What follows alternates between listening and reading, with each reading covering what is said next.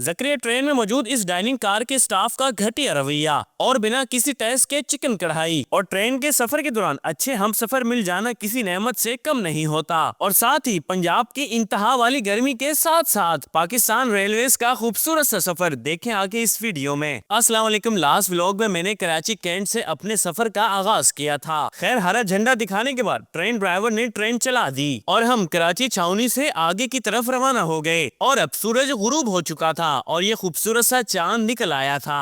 वैसे गेट पर खड़े होने का भी अपना मजा होता है, लेकिन एहतियात से। और अब हमारी ट्रेन कराची की आबादी से गुजर रही थी।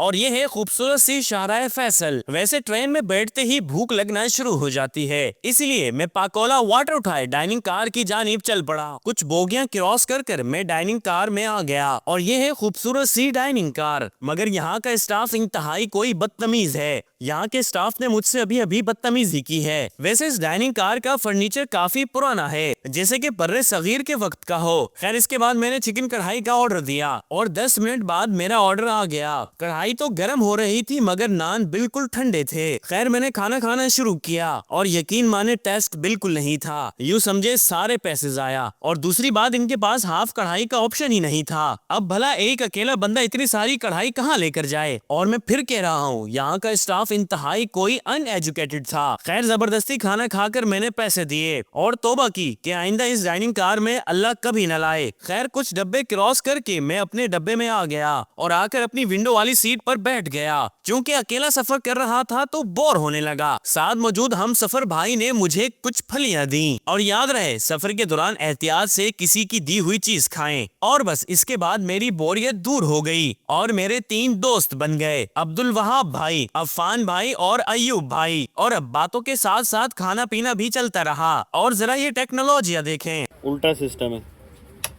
ये लाइट बंद है, ये लाइट खुल गई। टेक्नोलॉजी। और हमारी ट्रेन कोई काफी ही स्लो चल रही थी और हमारे डब्बे का एसी बिल्कुल हमारे सर के ऊपर अपनी पूरी आबोताब से चल रहा था। इसलिए यहाँ मौजूद तमाम ही मुसाफिरों ने चादरें ओढ़ ली थीं। और पाकिस्तानी ट्रेन में मुसाफिर किस तरह से हिलते हैं जरा मुलाहिजा फरमाएं।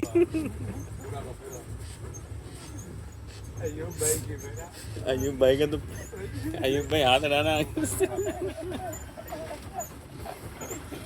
खैर अब हम हैदराबाद पहुंच चुके थे, जहां मैंने स्टेशन पर थोड़ी चहलकदमी की। और यहां अब हमारी ट्रेन की टैंकियों में पानी भी भरा जा रहा था। यहां कुछ देर हमने बातें वगैरह की, जिसके बाद हम ट्रेन पर चढ़ गए, जहां अफान भाई ने हमें मजेदार सी बिरयानी खिलाई। खैर अब बिरयानी वगैरह खाकर हम लोगों ने सोने की तैयारी शुरू कर दी। वहाँ भाई ऊपर वाले बर्थ पर, अफान भाई दरमियान और मैं नीचे वाले बर्थ पर सोने के लिए लेट गया। जिसके बाद मैंने लाइट ऑफ कर दी और मुझे नीचे वाले बर्थ से ऊपर वाले कुछ इस तरह से दिखाई दे रहे थे। ओके, अब आपसे सुबह मुलाकात होगी जो कि चुटकी में हो जाएगी। और ये ले हो गई सुबह। वैसे रात भर बहुत ही कोई सुकून की नींद आई। खैर बर्थ से निकलकर मैंने अपने मसल सीधे किए और हम शूज पहनकर ही सोए थे, क्योंकि यहाँ शूज चोरी भी हो जाते हैं। और साथ ही अब आधी ट्रेन खाली हो चुकी थी और हम रहीम यार खान पहुँच चुके थे। और ये देखे हमारा खूबसूरत सा पंजाब। अल्लाह ने हमारे मुल्क पाकिस्तान को हर नेमत से नवाजा है। और भाई गेट पर इस वजह से भी खड़ा होना पड़ता है क्योंकि विंडोज इंतहाई गंदी होती हैं, जिसकी वजह से पहाड़ का मंजर बिल्कुल दिखाई नहीं देता। खैर इसके बाद हमने घर का बना हुआ नाश्ता किया